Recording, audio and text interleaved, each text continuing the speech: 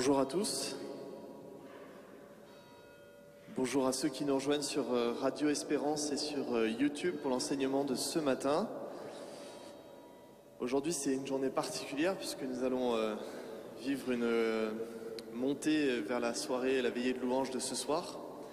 Donc on va préparer nos cœurs pendant toute cette journée pour recevoir l'Esprit Saint au cours de la veillée de ce soir. Simplement, pour rappel, pour ceux qui nous écoutent sur Radio Espérance, vous êtes en direct de la paroisse Saint-Ruf à Avignon pour une retraite prêchée cette semaine par le Père Baudouin en partenariat avec les œuvres pontificales missionnaires. Lundi matin, donc la retraite a commencé lundi matin, nous avons vu différentes thématiques, retrouver sa dignité avec l'Esprit du Seigneur. Ne savez-vous pas que vous êtes le temple de Dieu? Comment garder l'espérance? Ensuite, mardi, nous avons vu toute l'histoire du salut, de notre salut. Et puis, nous avons évoqué aussi la mort, passage de la mort à la vie, l'au-delà. Et hier, nous avons parlé des saints et des anges et de la vie surnaturelle. Et donc, ce matin, nous allons parler des bienfaits du Saint-Esprit au quotidien. L'essayer, c'est l'adopter. Et donc pour ceux qui sont habitués, qui suivent cette retraite depuis le début, comme à chaque fois, je vais prendre un petit temps pour vous parler de la bienheureuse Pauline Jaricot, donc qui va être béatifiée le 22 mai 2022, donc c'est dans quelques semaines. Et par rapport à la thématique de ce matin, la vie dans l'Esprit Saint, c'est vrai qu'a priori, quand on lit la vie de Pauline Jaricot, on a du mal à l'imaginer comme une chacha, comme on dit aujourd'hui. Et pourtant, quand on regarde sa vie de plus près, on découvre que la bienheureuse Pauline Jaricot était une véritable charismatique, au sens où l'Église nous invite à l'être. Et pour cela, je vous donne quelques éléments de sa vie. Je vous ai dit qu'elle se nourrissait dans sa vie spirituelle essentiellement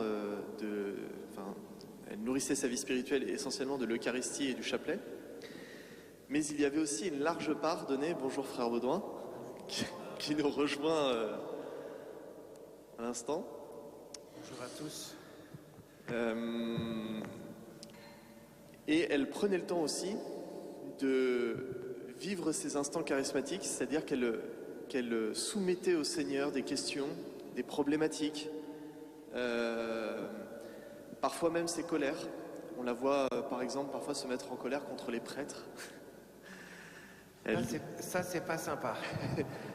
Elle se plaint au Seigneur qu'il ne croit pas assez en lui, qu'il ne croit pas assez dans la présence réelle de l'Eucharistie. Et donc elle lui soumet tout ça. Mais c'est toujours d'actualité, hein. En ce qui me concerne uniquement. Malheureusement. Donc on va intercéder, on va prier la bienheureuse Pauline Jaricot pour le Père Baudouin. Et en fait, le Seigneur va lui répondre. Et c'est pas parce qu'elle a Attends. Il y a un problème de micro. Voilà, faut parler suffisamment fort et articulé dans le micro, mais sinon parfois ça coupe. refuse de transmettre votre voix. C'est un micro français, monsieur. Et c'est pas parce que j'allais dire, bon, c'est pas parce qu'elle a des dons surnaturels, mais si, mais c'est pas parce qu'elle a des dons particuliers que nous on n'a pas. C'est ça. C'est simplement qu'elle prend le temps dans sa prière d'écouter la voix du Seigneur, d'écouter ce que le Seigneur va répondre à ses prières parce qu'elle savait que Jésus allait répondre à ses prières. Et je sais pas vous, mais moi parfois quand je prie, je m'attends pas à ce qu'il me réponde tout de suite. Donc du coup, je prends même pas le temps d'attendre qu'il me réponde. Je le soumets, puis je laisse ça au secrétariat du ciel, puis je m'en vais direct. Eh bien Pauline, elle attend.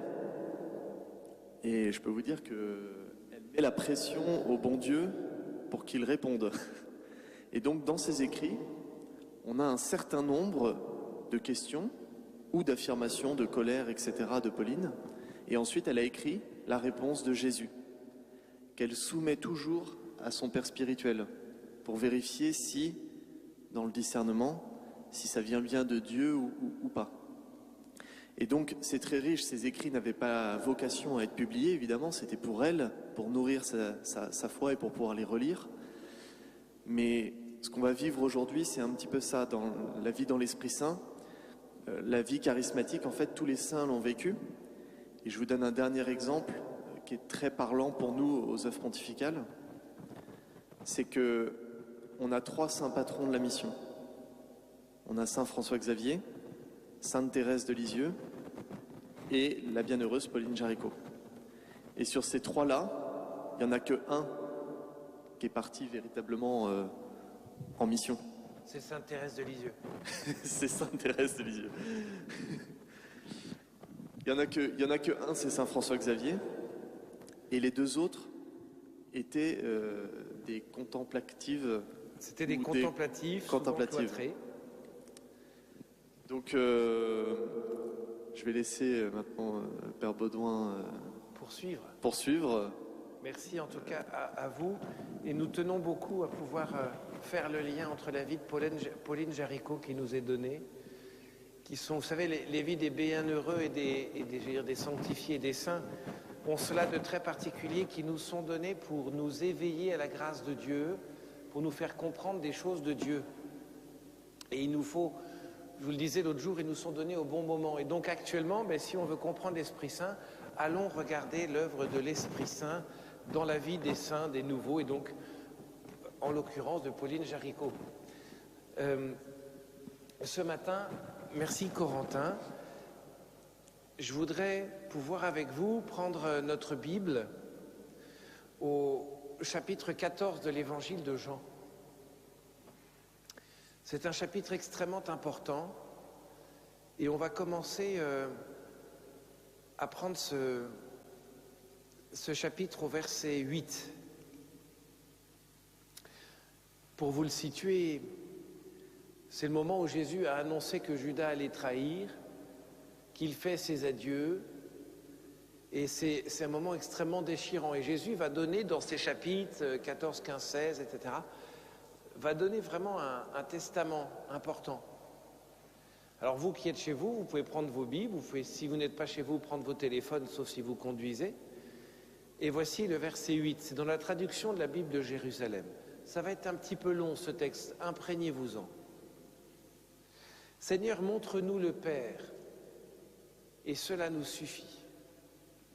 Jésus lui dit, voici si longtemps que je suis avec vous, et tu ne me connais pas, Philippe. Qui m'a vu a vu le Père. Comment peux-tu dire, montre-nous le Père? Ne crois-tu pas que je suis dans le Père et que le Père est en moi? Les paroles que je vous dis, je ne les dis pas de moi-même, mais le Père demeurant en moi fait ses œuvres. Croyez-moi, je suis dans le Père et le Père est en moi. Croyez du moins à cause des œuvres. En vérité, je vous le dis, celui qui croit en moi fera lui aussi les œuvres que je fais, et il en fera même de plus grandes, parce que je vais vers le Père. Note de la rédaction, ça veut dire vous prendrez le relais. Et tout ce que vous demanderez en mon nom, je le ferai, afin que le Père soit glorifié dans le Fils. Note de la rédaction, en vous. Si vous me demandez quelque chose en mon nom, je le ferai. Si vous m'aimez, vous garderez mes commandements, et je prierai le Père, et il vous donnera un autre paraclet, pour qu'il soit avec vous à jamais, l'Esprit de vérité, que le monde ne peut pas recevoir, parce qu'il ne le voit pas, ni ne le reconnaît. Mais vous, vous le connaissez, parce qu'il demeure auprès de vous, et en vous, il sera. Je ne vous laisserai pas orphelin, je viendrai vers vous. Encore un peu de temps et le monde ne me verra plus, mais vous, vous verrez que je vis, et vous aussi, vous vivrez. Ce jour-là, vous reconnaîtrez que je suis en mon Père, et vous en moi, et moi en vous. celui qui a mes commandements et qui les garde, c'est celui-là qui m'aime. Or, celui qui m'aime sera aimé de mon Père, et je l'aimerai, et je me manifesterai à lui.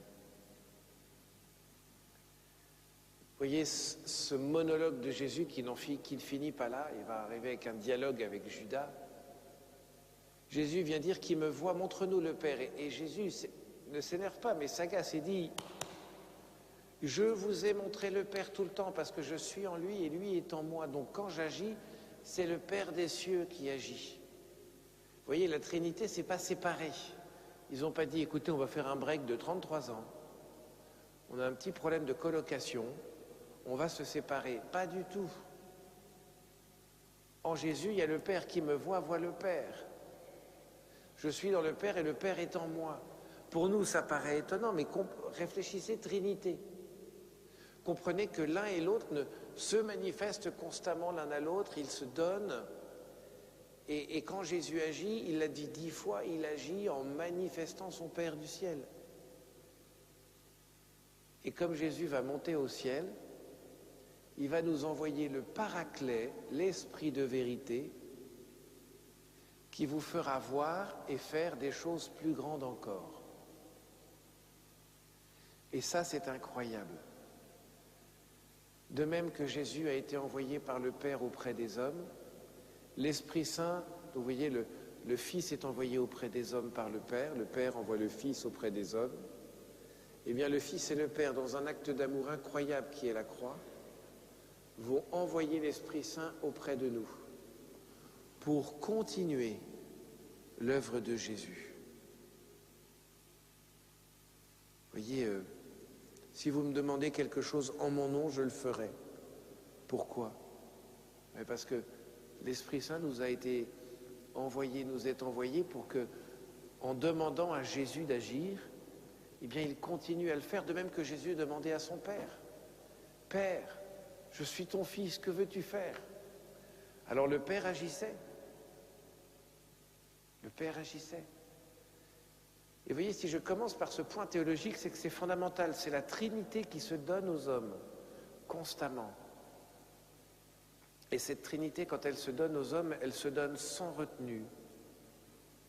Et le Père a donné son Fils, le Verbe de Dieu, qui s'est fait chair, pour qu'on puisse voir par les miracles, par ses œuvres, sa beauté, sa grandeur.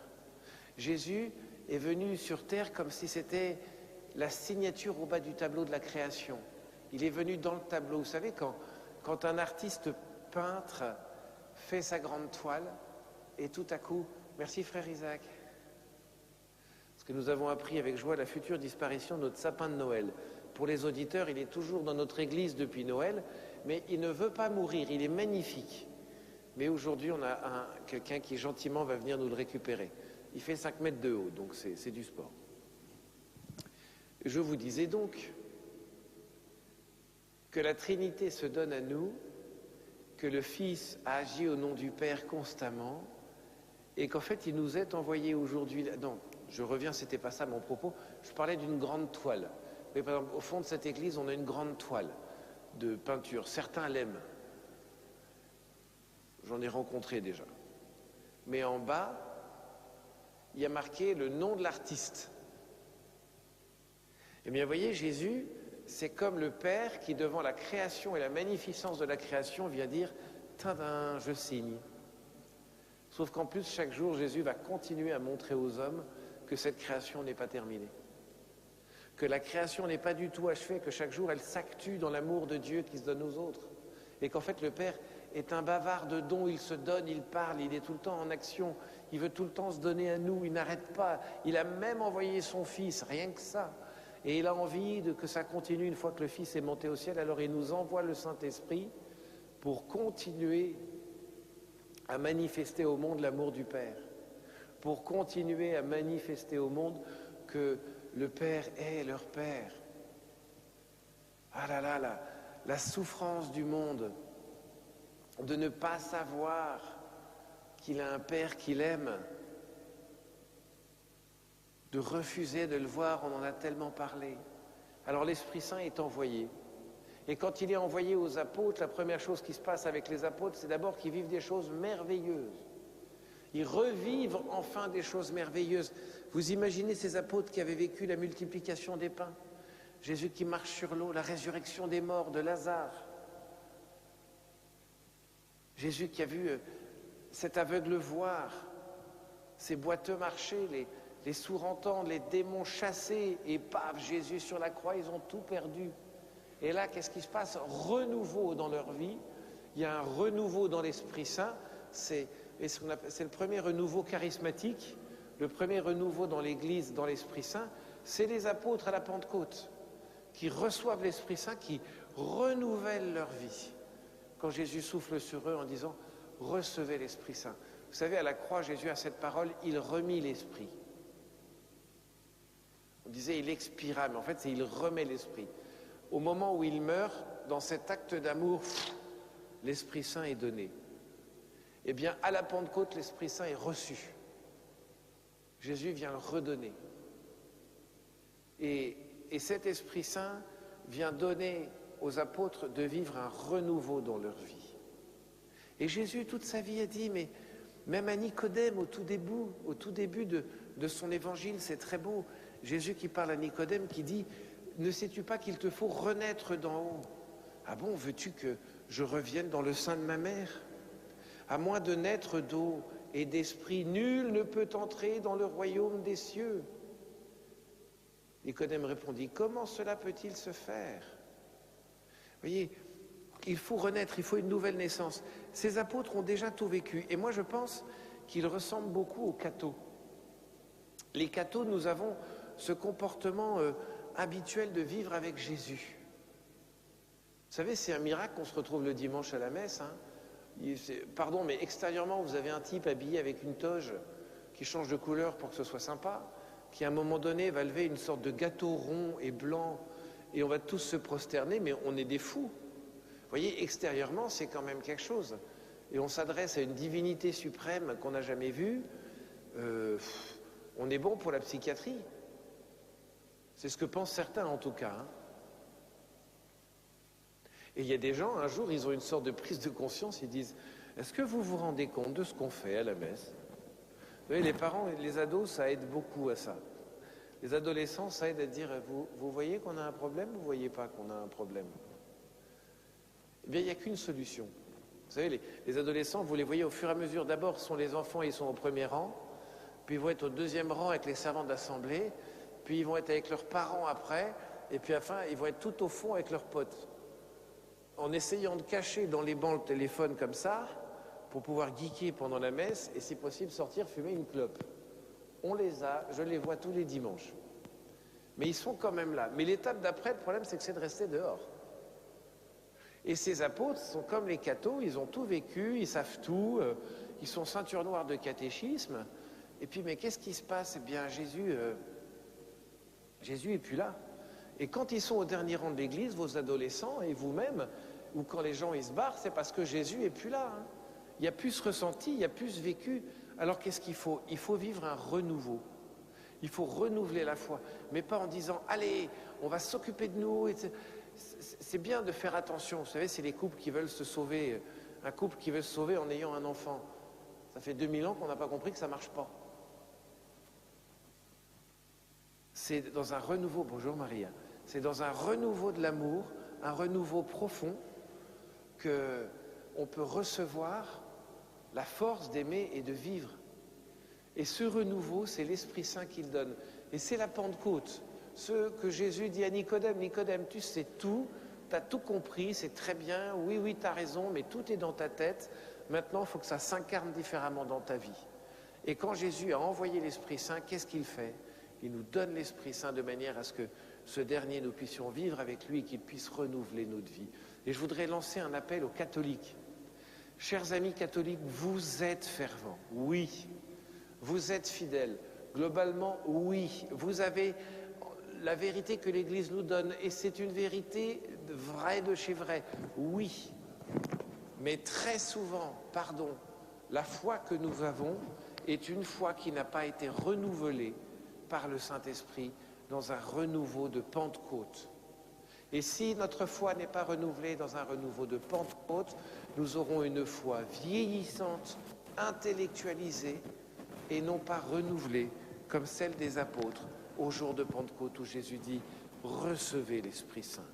Eux, ils avaient perdu leur Jésus et ils étaient tristes. Le problème aujourd'hui, c'est que les cathos qui perdent leur Jésus, ils reculent dans l'église, ils sont au dernier rang, puis ils s'en vont et ils ne sont plus tristes. Parce que leur expérience du Christ, ce qu'ils ont vu du Seigneur, souvent c'est très petit, c'est très pauvre. Ce sont ce que l'on appelle des croyants.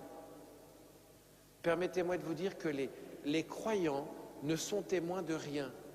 Aujourd'hui, les gens croient en tout. Quand vous dites, si vous arrivez et vous dites que vous êtes, je vais inventer un truc, vous êtes yogourtiste, c'est-à-dire que vous adorez la divinité du yogourt. J'ai rencontré quelqu'un il n'y a pas longtemps qui m'a dit qu'il adorait Thor, le dieu grec Thor, dont on fait des films, avec son marteau. Et donc il a un autel à Thor dans son salon et il adore Thor. Et quand il dit ça aux gens, les gens font « Oh, c'est incroyable, c'est super, oh, quelle religiosité magnifique !» Nous, croire à Jésus, ça gêne personne aujourd'hui, l'Église plus. Mais si vous dites « Écoutez, moi je crois en Jésus, je suis croyant », tout le monde trouve ça très bien. Vous pouvez croire en ce que vous voulez. Vous voyez ? Avant, si vous croyiez en Thor, on vous disait « T'es vraiment un malade ». Aujourd'hui, on trouve ça limite chic. Vous voyez ? Donc, n'ayez pas peur de croire en Jésus-Christ, ça c'est très bien. Mais c'est pas croire qui fait c'est pas de croire qui fait que l'amour est fort et qu'on est transi d'amour, non. C'est vivre avec et laisser l'autre agir. Il faut passer de la croyance à une relation personnelle où Dieu agit au quotidien. Et c'est les catholiques, je vous invite vraiment à demander à Dieu d'avoir avec lui une rencontre de son action dans votre vie au quotidien. Et c'est la question du jour.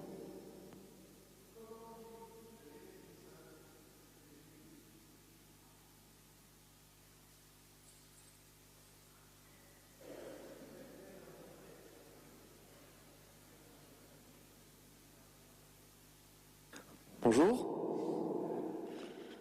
Je vais faire un intermède le temps qu'on change les piles. Là, il me prend un peu de cours, hein, j'avoue. J'étais en train de... Est-ce qu'il y a des questions dans l'assemblée? Tiens, ça peut être sur Pauline Jaricot. Oui. Yes. Comment j'ai connu Pauline Jaricot?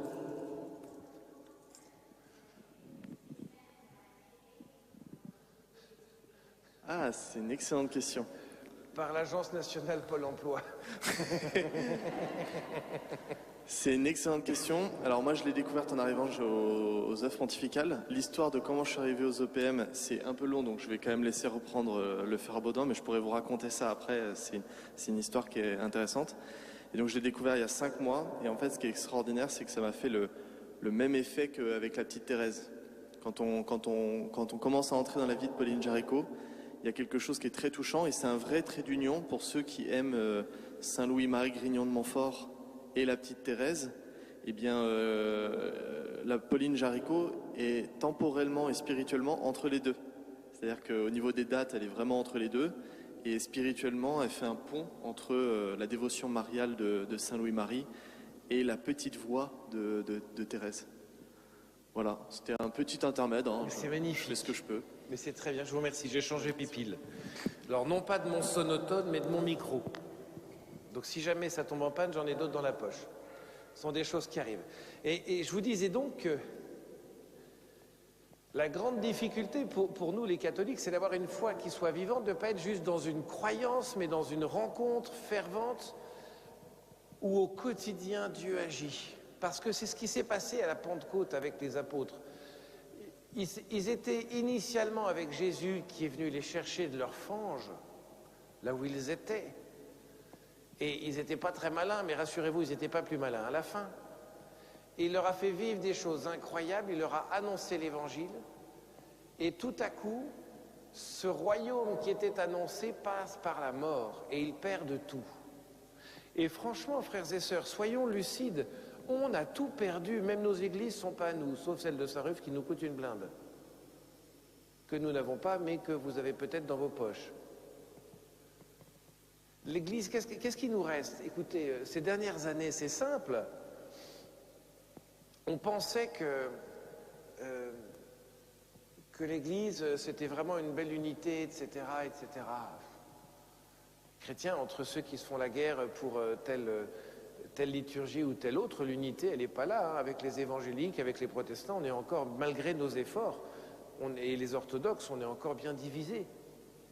L'Église catholique, on se disait au moins, dans l'Église catholique, on sait que là, c'est du sérieux. Puis sont arrivés les drames de la pédophilie dans les années 2000 qui sont sortis. Et on s'est dit, là, c'est bon, on a fait le tour. Et puis on se rend compte en 2021 qu'en fait, on n'a pas fait le tour du tout et que c'est un drame absolu. Et que oui, il y en a eu plus dans l'Église. Pourquoi? Parce que là où il y a des éducateurs, ben là vont aussi les prédateurs. Parce que c'est là qu'il y a les enfants. Or, l'Église, pendant des siècles et des années, était celle qui arrivait à s'occuper des jeunes. Et puis, tu disais, bon, au moins les évêques, c'est bien les évêques. Sauf qu'en fait, ben là, les évêques, ils en prennent aussi plein la figure, et puis on se rend compte que nos évêques, ils réagissent comme ils peuvent, et que les évêques ont extrêmement mal géré la question des abus sexuels dans l'Église pendant des décennies. Qu'aurait-on fait à leur place? Je n'en sais rien. Et puis aujourd'hui, les catholiques, même qui disent, écoutez, vous êtes gentils nos évêques, mais nous ne sommes pas responsables des abus sexuels dans l'Église pendant 50 ans, et c'est pas nous qui allons payer, et vous dépensez pas les sous de l'Église pour payer des trucs comme ça, c'est à nous, c'est pas à vous. Ah ben l'Église, elle va bien, hein. Le dernier vernis qui restait, il a sauté, hein, je vous rassure. Et quand vous parlez aux gens, les gens, ils disent, oui, bah l'Église, vous savez quoi, on est dans la même situation que les apôtres et les disciples au moment où Jésus est arrêté. Hein. On vit ça. Quel est le prochain scandale qui va tomber? J'en sais rien, mais rassurez-vous, il va tomber. Je veux dire, vraiment, c'est important que vous soyez sûrs. Hein, le pire n'est jamais certain, mais il est quand même fort probable. Il n'y a pas de raison qu'on finisse mieux. On a encore un évêque, un archevêque, un machin, un truc, des curés, des prêtres, ça va être nous. Enfin, je sais pas, ma communauté, la communauté Saint-Jean, était merveilleuse dans cet ordre-là. Nous, on a été fournisseurs de scandales pendant... on n'a pas fini. Dur, hein, compliqué. Et donc, il faut absolument qu'on se place. Il faut être très clair. Les amis, nous sommes les apôtres au moment de l'arrestation de Jésus. C'est comme si Jésus, petit à petit, s'était volatilisé de nos vies. Rassurez-vous, ce n'est pas lui qui est parti, c'est nous qui l'avons mis dehors. Nous, dans un nous global, royal de peuple de Dieu qui a décidé de vivre une vie catholique, mais pas très spirituelle depuis 40 ou 50 ans, même si ça va beaucoup mieux aujourd'hui. Je voulais vous rappeler que quand même, dans les années 70, on a supprimé le sacré parce que c'était moralisateur et trop, etc. Et on est arrivé à un clergé qui était formé à faire de la sociologie, quoi, qui a confondu la théologie, qui est quand même la science de Dieu, avec une sorte de science relationnelle, émotionnello-gélatineuse et vide et creuse, dans laquelle il n'y a plus de mystère et il n'y a plus rien. Donc, on récolte ce qu'on a semé, tous. Et on ne peut pas avoir et jeter des pavés et se lamenter de l'Église. C'est pas possible. Et on ne peut pas et être catholique et s'étonner que ce soit comme ça. Mais non, puisque l'Église suit le chemin de Jésus, c'est le corps du Christ, il est la tête. Jésus qui dit, quand le Fils de l'homme reviendra, trouvera-t-il la foi sur la terre? Alors, il y a ceux qui ont décidé de dire, de toute façon, on va enterrer l'Église, puisqu'il faut qu'elle meure. Donc, dans les années 80, c'était même une spiritualité qui consistait à dire, on va être le grain de blé qui meurt, et puis comme ça, il va porter du fruit. Alors, je vous rassure, le grain de blé, il est mort et il n'a pas porté de fruit. Et toutes les communautés qui ont enlevé les signes distinctifs, les habits, les machins, les trucs, qui sont allés partout, mais pas dans leur couvent, ils se sont enfouis dans la société et ils ont crevé. Et la génération complète a porté quoi comme fruit? Et c'est une vraie question qu'il est important de se poser.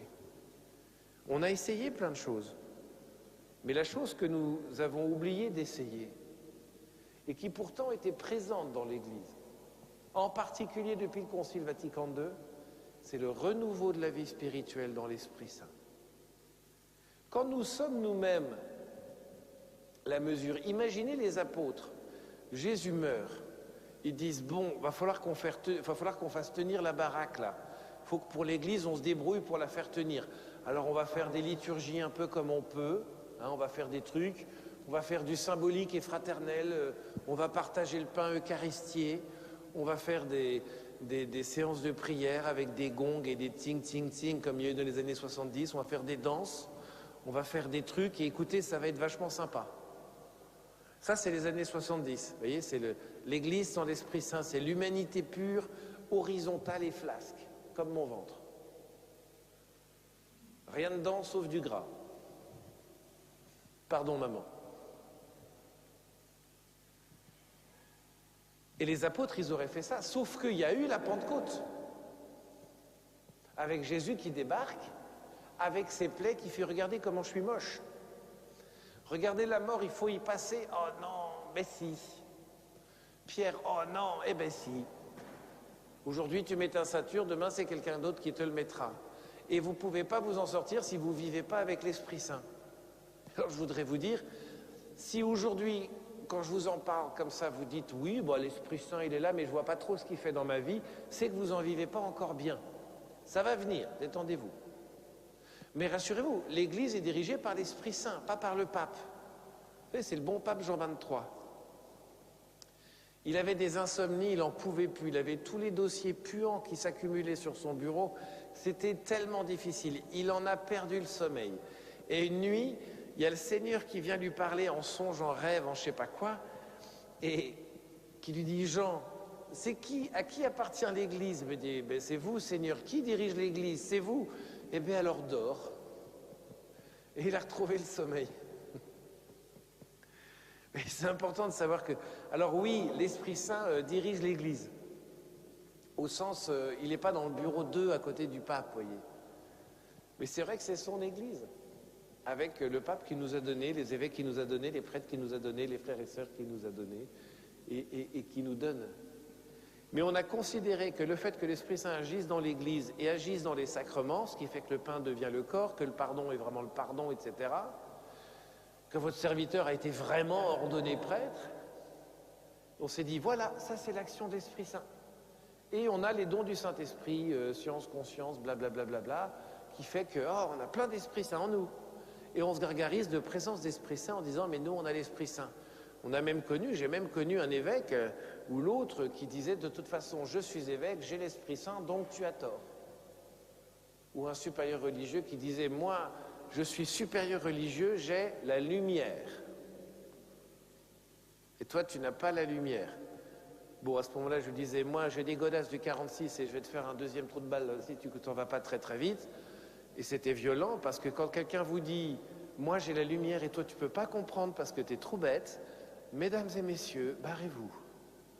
Prenez l'issue de secours la plus proche, prenez le fauteuil et écrasez la personne en face de vous, c'est une secte.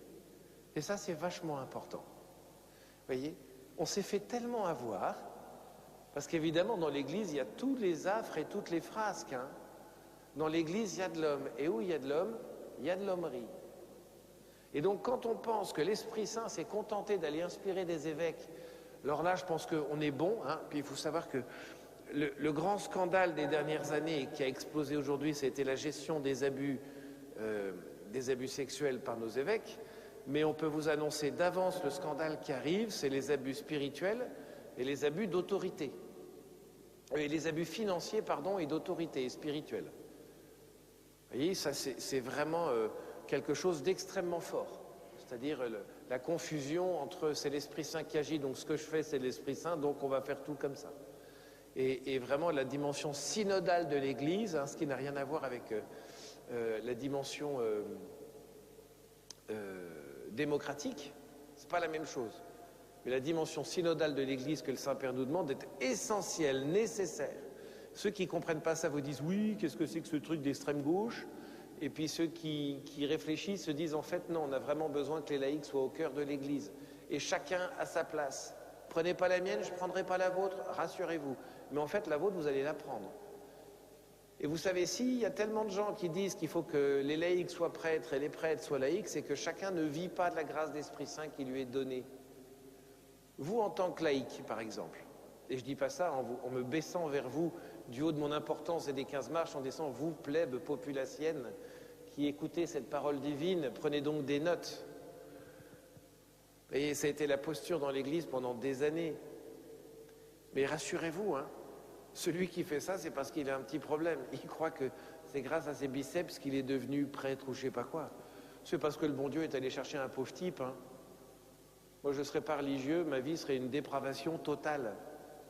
Donc merci Seigneur d'être venu m'appeler. Mais surtout, notre problème à nous, c'est qu'on n'est pas nous-mêmes. Les cathos sont des cathos fades parce qu'ils ne sont pas pleins d'Esprit Saint. Quand vous avez des laïcs qui disent « j'ai besoin d'être prêtre pour être bien » ou les prêtres prennent trop de place, je dis « mais moi mon problème c'est que vous seriez plein d'Esprit Saint, le prêtre il ne prendrait pas autant de place. Quand est-ce que vous allez devenir des disciples missionnaires ? Disciples missionnaires, je vous l'ai dit, tout le monde s'en est gargarisé depuis 15 ans. Mais pour devenir disciple missionnaire, il faut recevoir l'Esprit Saint et renaître d'en haut. Il faut demander à l'Esprit Saint de venir nous transformer, de nous transpercer absolument le cœur, et il n'y a pas d'âge pour ça. Rassurez-vous. Parce que quand je vis avec l'Esprit Saint, je continue l'œuvre de Jésus. D'abord, je m'approche du Père du ciel. L'Esprit Saint fait que comme on était avec Jésus, on était avec le Père, et bien avec l'Esprit Saint, plus on vit avec l'Esprit Saint, plus on s'approche du Père au quotidien. Et l'Esprit Saint, comprenez, c'est une question de quotidien. C'est pas une question de veillée de prière réservée aux charismatiques et aux tordus de la tête qui dévissent des ampoules. C'est le fondement, c'est le fond, c'est la base de notre foi. Parce que depuis la Pentecôte, Jésus a dit, voilà, maintenant c'est ça, tu dois renaître d'en haut. Et nos frères et sœurs évangéliques, pardon, nous agacent tout le temps parce qu'ils nous assaillent. Ils passent leur vie à nous assaillir de « et toi, tu es né à nouveau ?» Born again, are you born again? Première fois qu'on m'a dit, est-ce que tu es né à nouveau? J'ai regardé le gars et je lui ai dit, mais pour qui il se prend celui-là? Alors je l'ai dédaigné, mais je n'ai pas compris sa question. Je n'ai pas compris, puisque moi je vis avec le Seigneur. Moi je suis né dans un bénitier, qu'est-ce que je vous dise? Mais vous aussi, pour la plupart parmi vous. C'est une image. Hein. Mais on a été bercé entièrement. Donc on est avec le Seigneur. Mais il a fallu, en tout cas en ce qui me concerne, parce que c'était le juste chemin que le Seigneur voulait, qu'il y a un peu moins d'une vingtaine d'années, je vive une immense conversion dans l'Esprit Saint. Que je me laisse faire, comme tout était dans la tête, il fallait que ça descende dans les tripes. Mais je pense qu'aujourd'hui, et je le vois bien au quotidien, l'Esprit Saint vient au secours des faiblesses de tout le monde. De même que Jésus encourageait, l'Esprit Saint encourage. Ah, j'ai pas envie d'y aller, encourage-moi. Hier, j'ai dû aller faire un truc qui était vraiment pas chouette. C'était compliqué humainement, j'ai pas envie d'y aller, c'était un moment pas sympa. Esprit Saint, j'y vais avec toi. Ouais, on y va tous les deux. Et ça s'est super bien passé. Et c'est tellement important. Alors rassurez-vous, je ne suis pas allé voir quelqu'un que vous connaissez ou n'ayez des doutes sur rien. L'Esprit Saint, c'est celui qui nous permet de vivre la vie que nous sommes appelés à vivre. Parfois, nous nous contentons de vivoter. On peut être des pratiquants super vertueux depuis toujours, mais finalement, vivoter dans l'Esprit Saint. Ne pas avoir encore goûté le truc. Ne pas avoir encore goûté que le Saint-Esprit nous emmène chaque jour et nous conduit à manifester le Père aux hommes. Comment se fait-il que, tout à l'heure on a parlé d'Esprit Saint, c'est vrai que en nous parlant de Corentin, du gars des œuvres pontificales missionnaires, nous a dit tout de suite, oui, les saints ont eu des charismes. Pardon, c'est vrai, hein, tout ce qui a été dit. Je veux apporter un complément, je vais mettre une correction, vous allez voir, complément tout à fait délicat, pour dire que les charismes, la vie dans l'Esprit Saint, c'est pour tout le monde. Mais les saints, souvent, en ont eu plus que d'autres. Parce que le Seigneur passait par leur sainteté, il savait qu'il pouvait donner plus. Parce que c'était un endroit plus sécurisé. Un cœur saint et un cœur plus droit. Vous voyez, on peut avoir des charismes du Saint-Esprit, comme Judas, par exemple. C'est que Judas est un grand charismatique. Judas, il a été envoyé 2 par 2, 3 par 3 avec les autres. Ils ont guéri les démons, chassé les malades, etc. Ils ont tout fait. Hein. Et Judas, c'était le premier, comme les autres. Et il a trouvé ça génial. Oui, Seigneur, on a chassé les démons, c'était trop bien. En ton nom, on a fait plein de trucs. Et puis ça, on n'a pas bien su le faire. Et quand Jésus les envoie... Judas était dedans comme les autres. Hein. Donc il a connu, il a vécu le truc. Et puis à un moment donné, il a trahi Jésus, il s'est laissé faire par le démon. Donc c'est pas parce qu'on a des charismes qu'on vit dans l'Esprit Saint et que tout va bien.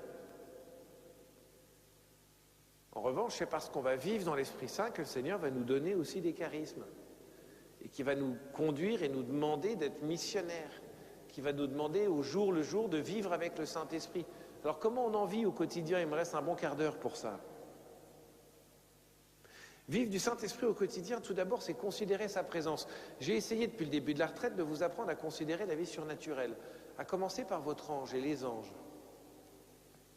Et Dieu, l'Esprit Saint, est là pour être avec nous. Dieu, l'Esprit Saint, est là pour être avec nous à chaque instant. Quand Jésus a dit à ses apôtres, « Quand 2 ou 3 sont réunis en mon nom, je suis au milieu d'eux », comment vous dire que Jésus est là? Nous, on est dans l'église, donc on se dit, il y a le Saint-Sacrement, il est là, replié dans son hostie. Jésus n'est pas replié. Mais est-ce que vous savez que depuis tout à l'heure, Jésus se promène au milieu de nous? Il doit être peut-être assis à côté de vous, Maria. Et Jésus, ce n'est pas un spectre, ce n'est pas un fantôme, c'est quelqu'un, c'est une personne. Jésus est là. Et qu'on le veuille ou non, il est là, parce qu'on est là en son nom, donc il est là au milieu de nous. Et il faut être dans sa présence. Je ne vais pas tomber. Il faut être dans sa présence. Et l'Esprit Saint, nous devons nous mettre aussi dans sa présence. Jésus est au milieu de nous et il a envoyé l'Esprit Saint pour agir. Comment est-ce qu'on va faire pour se mettre dans la présence du Saint-Esprit? D'abord, c'est comme pour l'ange gardien, si vous voulez, on ferme les yeux un tout petit instant, où vous soyez sauf si vous conduisez une navette spatiale ou une voiture. Esprit Saint, je me mets dans ta présence parce que tu es là et tu me précèdes. Et en cet instant, je suis avec toi. Viens visiter ma vie, viens transpercer mon existence, viens visiter jusque dans mon corps. Je veux connaître Jésus, je veux connaître le Père. Viens, Esprit Saint, vivre, m'inspirer, me transformer, me corriger, m'éduquer. Amen. Voilà, petite prière au Saint-Esprit. Mettez-vous, si vous voulez vivre avec le Saint-Esprit, commencez par vous mettre dans la présence du Saint-Esprit qui est là.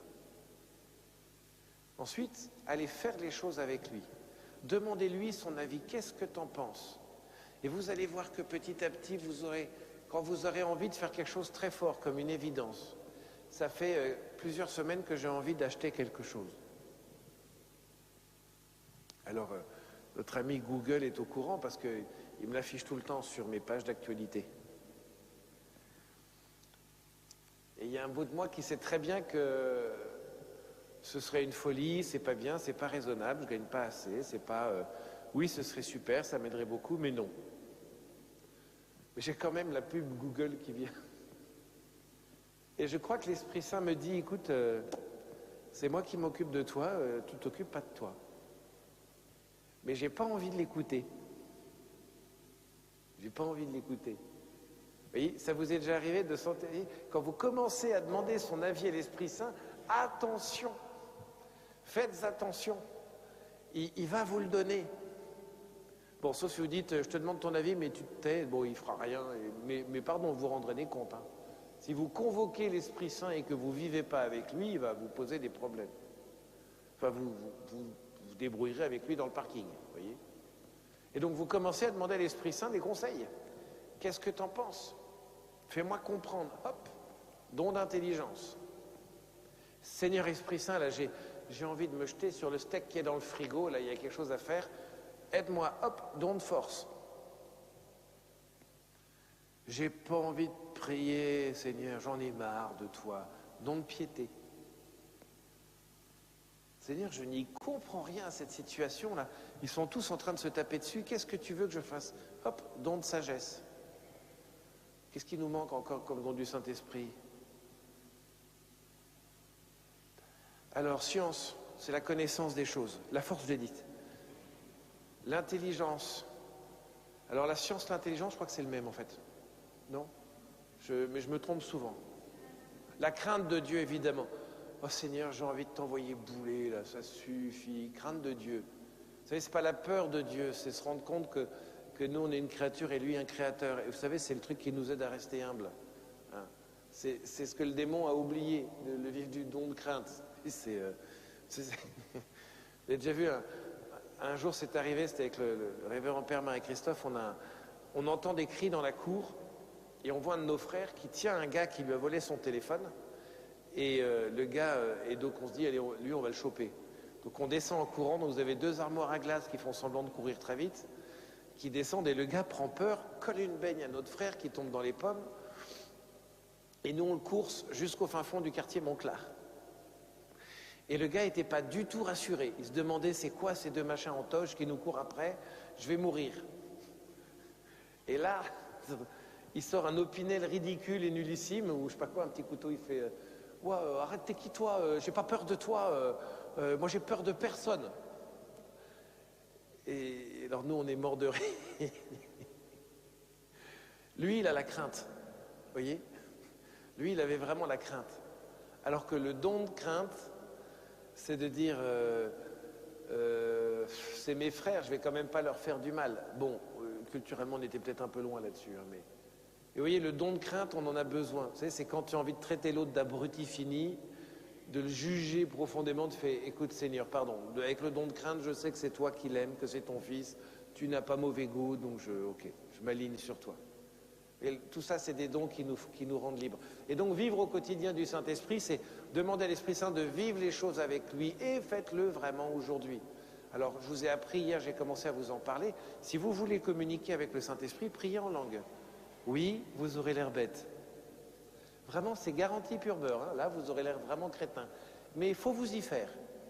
Ou plus précisément, ça va dévoiler ce que vous cachez depuis toujours. Je vous l'affirme, mesdames, messieurs, nous sommes tous assez débiles. Et de temps en temps, vous voyez, on n'est pas des gens extraordinaires. Donc, chanter en langue, prier en langue, manifeste quelque chose plus... Je pense que ça manifeste plus de la réalité que de notre folie. Enfin, je terminerai par là ce matin. Il y a une confusion qu'il ne faut pas faire entre vivre la vie dans l'Esprit Saint et la vie charismatique. La vie charismatique consiste à demander au Seigneur des dons extraordinaires. Alors, bon, c'est déjà extraordinaire, les dons de science, les dons de l'Esprit Saint, c'est génial. Mais ça, c'est en vue de soi, c'est pour nous, pour qu'on soit meilleur, qu'on aime plus, qu'on serve mieux.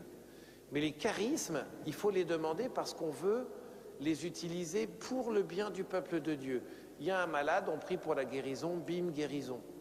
Il y a quelqu'un qui a besoin d'entendre des paroles de Dieu, on prie pour cette personne, hop, parole de connaissance. Ça, ce sont les charismes. Et à chacun, la manifestation de Dieu est donnée d'une manière unique. 1 Corinthiens 13, 12. Et donc, il faut savoir que le Seigneur vous a donné des charismes ordinaires et extraordinaires qu'il va falloir développer. Ce n'est pas seulement des talents, mais c'est une coopération avec l'Esprit Saint. Donc, demandez au Saint-Esprit, est-ce qu'il y a des charismes que tu m'as donnés? Est-ce que tu veux que je fasse quelque chose? Et le Seigneur vous donnera des désirs. Si vous vous mettez à avoir le désir de prier pour votre voisine qui est malade, d'aller lui imposer les mains, pas en mode médiumnique et transcendantal au bizarre, mais pour la confier au Saint-Esprit vraiment, peut-être il faut le faire. Peut-être que vous allez voir que Dieu va passer par là. Écoutez les désirs que l'Esprit Saint met dans votre cœur. Vous voyez, aujourd'hui on est jeudi dans cette retraite, il ne nous reste plus qu'une journée avec demain. Et aujourd'hui c'est la grande journée Esprit Saint, avec cet après-midi l'enseignement et ce soir la grande veillée de prière. Eh bien, il a fallu toute la préparation d'avant. Vous voyez, si on ne parle pas d'ésotérisme, on va confondre Esprit Saint et ésotérisme. C'est pour ça qu'on l'a fait hier. Si on ne parle pas de surnaturel, on va confondre tous les trucs et le bizarre avec l'Esprit Saint. En fait, l'Esprit Saint, ce n'est pas le bizarre du tout. C'est la vérité absolue. Alors, demandez au Seigneur les charismes, demandez au Seigneur les dons du Saint-Esprit au quotidien pour que vous puissiez faire l'expérience de lui, mais même aujourd'hui, maintenant. Alors, je vais donner la parole à Corentin Dugas des œuvres pontificales missionnaires de Lyon à Avignon. Merci Père pour les questions. Pour cette présentation. La grande question qui revient sur l'exercice des charismes et la vie dans l'Esprit Saint, c'est que finalement, on le voit que dès le début de l'Église, les charismes ont été utilisés et ensuite il y a eu une longue période, peut-être où on a l'impression que, enfin, certaines personnes ont l'impression que ça vient d'ailleurs, que ça vient pas réellement de Dieu. Comment expliquer que l'Église se soit tant séparée Des charismes. Les charismes sont faits pour la mission. Les charismes sont faits pour l'annonce de Jésus-Christ. Quand vous allez voir des gens qui ne connaissent pas le Seigneur et que vous leur dites Jésus est Dieu, et Paul, il a fait ça. Ô Athéniens, gens super doués et intelligents, philosophes de tarés, je viens vous parler de celui que vous ne connaissez pas, le Dieu inconnu, c'est Jésus-Christ. Et ils lui disent, de cela tu nous parleras une autre fois. Autrement dit, dégage. Vous voyez? Autrement dit, va-t'en. Alors que, en fait, il lui fallut qu'à ce moment-là, il fit quelque chose d'intéressant, c'est qu'il dise, eh bien, je vais vous montrer que c'est vrai. Et à ce moment-là, il fait la chose suivante, c'est qu'il fait des miracles comme Jésus. Et l'évangélisation, c'est toujours une annonce de l'évangile et la manifestation extraordinaire de Dieu. Quand l'Église s'est installée, pépère, enfin plutôt mémère, avec ces beaux machins, ces beaux trucs, et qu'il n'y avait plus d'évangélisation, les miracles ont stoppé, les charismes ont arrêté, puisque c'était en vue de la mission. Mais aujourd'hui, elle est appelée à être missionnaire. Et donc, elle est appelée à retrouver cet élan missionnaire. Et détendez-vous, l'Esprit Saint fournit tout ce qu'il faut comme charisme. Et donc, la raison pour laquelle les charismes ont disparu, il y en a deux pour moi, c'est l'institutionnalisation à outrance, enfin, ça fait trois raisons, la baisse de la mission, et surtout le fait qu'on aime tout gérer et tout régler dans l'Église. Or, quand tu es face à des charismes, il faut que tu sois humble, que tu sois pape, évêque ou prêtre. Quand il y a des charismes qui se déploient, si tu arrives comme sachant, comme cassant, tu vas briser l'œuvre de Dieu. Et quand Paul dit « n'éteignez pas l'œuvre du Saint-Esprit », c'est pas juste une demande, c'est vraiment une affirmation fondamentale. Ne pas éteindre l'œuvre du Saint-Esprit. Et dans l'Église, je sais qu'il y a des prêtres, je fais partie des prêtres, je peux en parler, il y a des évêques, alors j'en fais pas partie, mais j'en parle quand même, hein, qui devront rendre des comptes parce que certains n'ont pas discerné du tout les charismes. Et pour tout vous dire, dans les années 2000, il y a eu des grands scandales d'excès dans la vie charismatique, faute de présence des évêques et des prêtres. Et il y en a d'autres qui rendront aussi des comptes parce que eux, ils ont été présents et ils ont dit stop, on arrête tout ça, on n'en veut plus. Sauf que l'Esprit Saint est obéissant, figurez-vous.